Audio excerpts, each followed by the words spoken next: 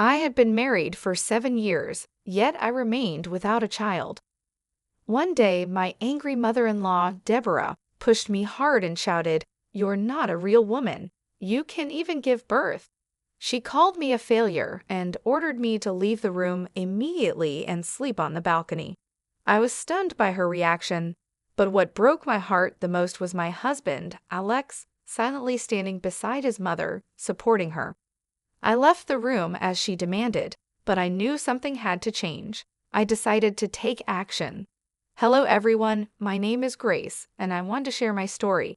It's a story of love, conflict, and ultimately the struggle for independence. 7 years ago, I believed I had my life figured out. I was a 30-year-old marketing executive, completely dedicated to my career and passionate about my work. I married Alex, who was 34, and we both shared dreams of building a life together. But life took a turn I never expected. Alex and I met at a corporate event. He was charming, ambitious, and we quickly fell in love. Our wedding felt like the beginning of a fairy tale. We were eager to start a family, but we also wanted to enjoy our freedom for a while, so we decided to wait a couple of years before having children. Looking back, that decision seemed innocent enough, but little did I know it would lead to years of pressure and disappointment. Things changed dramatically when Alex's father, George, had a stroke. The family insisted we move into their home in Chicago to help care for him. I didn't want to go. I loved our little apartment filled with memories and laughter. But family obligations prevailed, and we relocated to his parents' house. I thought it would be temporary, just a few months at most. Living with Alex's family was a huge adjustment. The house was always bustling, filled with tension and unspoken rules. His mother, Deborah, was especially difficult. She was a homemaker with very traditional views on marriage and motherhood. From the moment I stepped into their home, I felt the weight of her expectations. Deborah believed a woman's worth came from her ability to bear children, and since Alex and I didn't have kids yet, I quickly became her target. At first, the criticism was subtle. "You should really learn to cook better," she'd say, dismissing my attempts in the kitchen. "Alex works hard. A wife should support him more." It stung, but I tried to brush it off. I focused on my career, working late hours, determined to show them I could contribute financially. I thought that if I worked hard enough, Deborah would see my worth beyond the traditional role she expected of me. However, as months turned into years, the criticisms grew harsher. I remember one particular evening after a long day at work, coming home to find Deborah waiting for me. "You know, Grace, a real woman knows how to take care of her family. I just don't see how you fit into that picture," she sneered, her voice dripping with disdain. I felt crushed. Despite my accomplishments, I was made to feel inadequate. And Alex? At first, he stood up for me. "Mom, Grace works hard. We're trying to have a baby. These things take time," he would say. But as the pressure built, I sensed him starting to cave under his mother's expectations. I felt utterly alone. The breaking point came when Alex's sister, Diana, returned home unexpectedly. She was pregnant and recently divorced, and her arrival sent the household into a frenzy. Deborah was overjoyed, and for good reason. A grandchild was on the way. But when she announced that Diana would need my room, I was taken aback. "Grace, you'll have to move to the balcony," Deborah ordered, as if it were the most natural thing in the world. I did not expect it when my mother-in-law suddenly pushed me hard and spoke loudly. "You are not a real woman. You are a failure. You cannot give birth." I was shocked, and my heart broke at these harsh words. I couldn't believe it. "Mom, that's not fair," Alex protested, but his voice was weak. I stood there in disbelief, feeling the weight of her words suffocating me. "You're not a real woman if you can't make sacrifices for family." Deborah snapped at me, calling me names that cut deeper than I ever thought possible. "Alex, please," I begged, hoping he would stand by me, but he remained silent, caught between his wife and his mother. In that moment, I felt a rage boiling inside me. How could he let her talk to me like that? I decided right then that enough was enough. I moved to the balcony, but I also decided to take action. I couldn't keep giving my all to a family that didn't appreciate me. So, I stopped all financial support. I ceased paying for groceries and bills, effectively withdrawing my contribution. I felt empowered for the first time in ages, but it was a double-edged sword. The family relied on my income, and I knew it would hit them hard. As the days passed, the tension in the house escalated. Deborah and Alex were furious, their financial strain becoming more evident. I could hear them arguing in the evenings, their voices raised, blaming each other for our predicament. I felt a strange sense of satisfaction, knowing I was finally taking control of my life. A month later, I received an apology from both Alex and Deborah. They realized how much they relied on me, not just financially, but also to maintain harmony in the household. But my heart had hardened. Their apologies felt insincere, just another way to manipulate me back into their control. I had made my decision. I was done. The life I had envisioned for myself, one filled with love and mutual respect, was slipping away. I planned to file for divorce, packed my belongings, and began planning my escape to New York. I left behind a life that had become a cage, ready to reclaim my independence. Moving to New York was both terrifying and liberating. As I settled into my new apartment, a small but cozy space in a lively neighborhood, I felt a mix of excitement and anxiety. The city buzzed around me, people hustling, cars honking, life pulsing with energy. It was a stark contrast to the suffocating silence of Alex's family home. For the first time in years, I could breathe. I quickly threw myself into my work at a new marketing firm. It felt invigorating to be surrounded by ambitious colleagues who shared my passion. I took on challenging projects, reigniting my creative spark and reminding myself of what I was capable of. Each success felt like a personal victory, a testament to my independence and resilience. However, despite my newfound freedom, memories of my past haunted me. I missed the idea of family, the love I once thought I had with Alex. I often found myself reflecting on the emotional scars left by my time with Deborah. I spent sleepless nights wrestling with doubt. Had I made the right choice? The weight of those years lingered in my heart, a reminder of the struggles I had endured. Then, one evening, as I was working late, my phone buzzed. It was a message from Alex. "Can we talk? I miss you." My heart sank. I hadn't heard from him since I left. A mix of anger and longing flooded my mind. Part of me wanted to respond, to hear him out, but another part screamed to keep moving forward. After some deliberation, I agreed to meet him at a coffee shop in my neighborhood. When I walked in, I spotted him sitting in a corner, looking both relieved and anxious. His face brightened when he saw me, but I could sense the tension between us. "Grace," he said, standing up as I approached. "I'm really glad you came." He sounded sincere, yet uncertain. "Hi, Alex," I replied, forcing a smile. We sat down, the atmosphere thick with unspoken words. "I've missed you," he finally said, his gaze dropping to the table. "Things have been really hard at home. Mom keeps asking about you." My stomach tightened. "And what about you? How are *U* handling it?" "Honestly, it's tough. She keeps trying to convince me to get you to come back.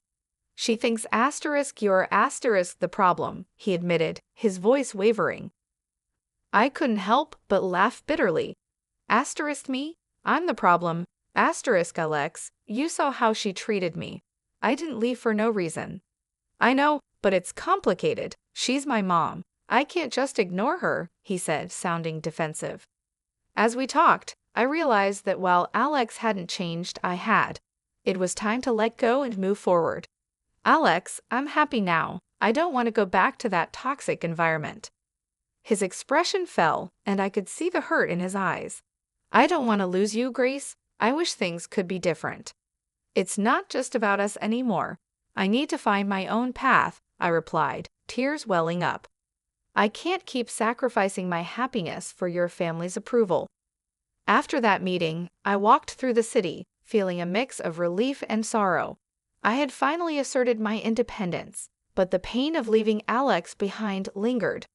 The city felt alive, and I reminded myself that I was finally in control of my destiny. Days turned into weeks, and I immersed myself in my work. I made new friends who inspired me and encouraged my ambitions. I took classes to expand my skills, pushing myself further than I ever thought possible. However, the pressure from Alex's family never fully vanished. Deborah called occasionally, trying to guilt-trip me.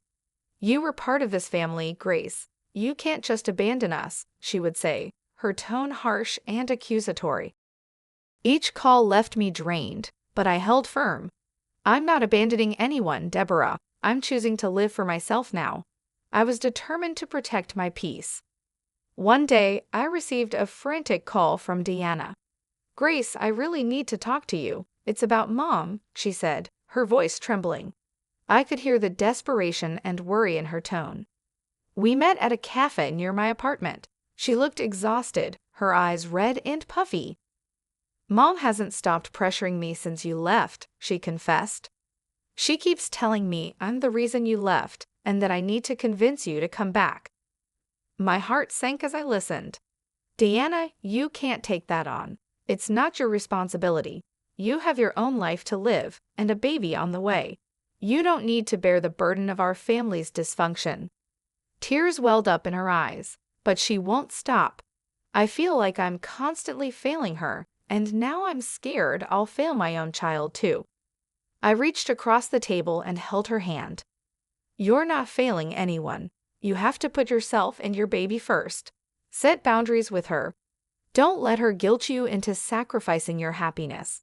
Diana nodded, but I could see the fear in her eyes. I knew it wouldn't be easy for her to stand up to Deborah, but I hoped my words would help her find the courage to protect herself. A few days later, Alex reached out, asking if we could meet. I hesitated, unsure if I wanted to reopen old wounds, but I agreed. We met at a park, and I was struck by how tired he looked, like he was carrying the weight of the world on his shoulders. "Grace, I've been thinking a lot about everything," he began. "I realize how much I let my family come between us. I should have stood up for you, but I didn't, and I'm so sorry." His apology stirred something in me, but I knew it wasn't enough. "Alex, I appreciate your words, but it's too late. I filed for divorce. I need to move forward, and that means leaving all of this behind." He looked devastated but nodded slowly. "I understand. I just wish I had done things differently." I wish things had been different too, but we can't change the past. "I have to do what's right for me now," I said firmly. As I walked away from that conversation, I felt a strange sense of closure. I had made my choice, and it was the right one for me. It was time to let go and focus on building the life I deserved. In the following weeks, I found myself growing more confident and at peace. I threw myself into my work and even took up painting again. Each brushstroke felt like a reclaiming of my identity, a way to express all the emotions I had kept locked away for so long. Then, one evening, Deanna called again, but this time her voice was stronger. "Grace, I finally told Mom I need space. It wasn't easy, but I did it. I'm trying to set those boundaries you talked about." I felt a surge of pride. "That's incredible, Deanna. I'm so proud of you. It's not easy, but it's a step in the right direction." As we ended the call, I felt a sense of hope. Maybe my journey wasn't just about finding my own freedom, but also about helping Diana find hers. I knew there were still challenges ahead, but I was ready to face them. I was finally learning to let go of the past and embrace the future I had always wanted. After filing for divorce, I felt a mix of emotions: relief, sadness, and fear. It was a tough decision, but I knew it was the right one. I needed to free myself from the toxic environment and finally live for me. I had spent so much time trying to fit into a life that wasn't mine, and now it was time to move forward, leaving everything behind. The divorce process was exhausting. Alex tried to convince me to reconsider, saying he would stand up to his mother, and that we could start fresh. But I knew that going back would only trap me again. I told him firmly, "Alex, I'm done. This isn't just about your mother. It's about me needing my own life, one where I'm not constantly judged or undervalued." He looked devastated, but he knew I meant it. When the papers were signed, I felt a weight lift off my shoulders. I was officially free from a marriage that had drained me emotionally. It wasn't just about ending things with Alex, but about reclaiming my identity and my voice. Deborah, predictably, didn't take the news well. She called me, furious, accusing me of tearing the family apart. "How could you do this to us? To Alex? You're selfish," she shouted, her voice full of bitterness. But this time, I didn't let her words affect me. "Deborah, I'm not responsible for your happiness or your family's. I need to take care of myself now," I said calmly, feeling a strength I hadn't felt before. I hung up, knowing it was the last time I'd allow her to manipulate me. I decided to cut ties with all of them, including Deanna. As much as I cared about her, I realized I needed to distance myself completely to heal. I sent her a heartfelt message explaining that I needed space to move on. It hurt to let go, but I knew it was necessary. In the months that followed, I poured myself into building my new life. I focused on my career, taking on challenging projects that reignited my passion for marketing. I moved into a beautiful new apartment overlooking Central Park, a place that truly felt like mine. I began exploring the city, joining art classes, and making new friends who valued and respected me for who I was. It wasn't always easy. There were days when I felt lonely, wondering if I had made the right choices, but those moments were fleeting.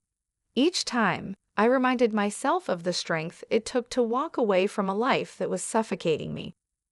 One day, as I was walking through Central Park, I realized just how far I had come. I had let go of the pain and resentment that had weighed me down for so long. I was no longer the woman who felt trapped and powerless. I was independent, confident, and finally at peace. Looking back, I see that my journey wasn't just about leaving a toxic marriage or an overbearing family. It was about finding myself again. My voice, my strength, my worth. I had to let go of everything that was holding me back to embrace the future I deserved. Now, I wake up every day excited for what's ahead. I've started mentoring young women in my industry, sharing my experiences and helping them navigate their own paths. It's incredibly fulfilling, knowing that I can use my story to inspire others to stand up for themselves and never settle for less than they deserve. I've learned that true independence isn't just about being alone. It's about living authentically, making choices that align with who you are, and refusing to let anyone diminish your light. I'm proud of the woman I've become, and I'm excited for the future I'm building, one that's truly my own.